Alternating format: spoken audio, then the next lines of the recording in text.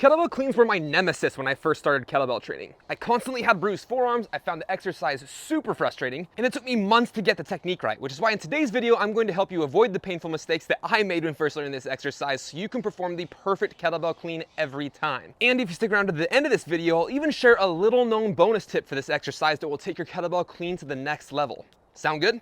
Let's break it down. First things first, there's actually more than one way to do a kettlebell clean right, which means you have a path to choose. Are you going to do a hard style clean, which is an explosive hinge dominant clean style that prioritizes maximal power, or do you lean more towards the sport style, which leverages a flowy pendulum motion and softening of the knees to optimize strength endurance? Once you've decided which style you're leaning towards, the rest is pretty similar. And there's one mistake that will screw either style up that we need to address right away. See how the kettlebell flops over the top of the forearm here? This often happens because people mistake the kettlebell clean for a reverse curl type of motion, and that creates a huge problem. Let me put it this way, if your palm is facing towards the ground, the only way the kettlebell can make its way to the front rack position is here, by flopping over the top of your wrist. However, by simply rotating your hand so your thumb faces up, now the kettlebell can rotate around your forearm and smoothly glide into the front rack position without slamming into your wrist and forearm. That is if you avoid this second mistake. You see, when first doing kettlebell cleans, it's really common to want to squeeze the handle super tight to control the kettlebells as you swing it. However, this creates a problem about halfway through your clean if you're death gripping the kettlebell handle. The kettlebell can't freely rotate around your forearm, which creates this awkward pivot point in your palm that not only leads to torn calluses and blood blisters, but it also leads to the uncomfortable crash all over again. The solution? Well, as you rotate your thumb up, you actually want to slide this fleshy part of your hand right into the corner of the handle on the index finger side. When done correctly, not only does the kettlebell make a smooth transition into the front rack position, but the kettlebell handle also rests comfortably between your index finger and thumb, because you don't actually need to squeeze the kettlebell handle in the front rack. It should just rest relaxed at a 45-degree angle across the heel of your palm, so long as you keep your wrist in a neutral position. But now that we've addressed the upward phase of bringing the kettlebell into the front rack position, what about the down phase? I don't know about you, but when I first started, I constantly had sore elbows due to a jerky looking drop from the top of the kettlebell clean.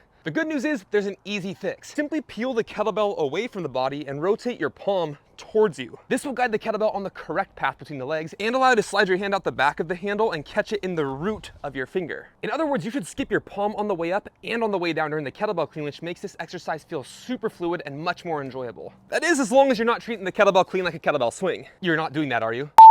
Okay, here's the problem with treating a kettlebell clean like a kettlebell swing. See, when you perform a kettlebell swing, your upper arm peels away from your body, which is great. But if you do this with a kettlebell clean, there is way too much distance from the kettlebell and your torso. So when you go to pull it in, it's coming in hot like a desperate first date. Oof. So instead, we want to keep our upper arm tight to our upper body so we can tame the arc. And therefore tame the kettlebell so it doesn't bite the shit out of our forearm. And with this knowledge, you should be able to crush a single arm kettlebell clean no problem. However, at the beginning of this video, I promised you a bonus tip. Now, at some point in your kettlebell journey, there's a good chance that you'll want to take the kettlebell clean that we learned today into a double kettlebell clean, which comes in extremely handy for putting together complexes as you get more advanced. And every tip we have covered so far still applies to the double kettlebell clean. However, if you really want to take this exercise to the next level, I strongly encourage you to practice tucking your fingers behind the handle on the catch just in case this happens.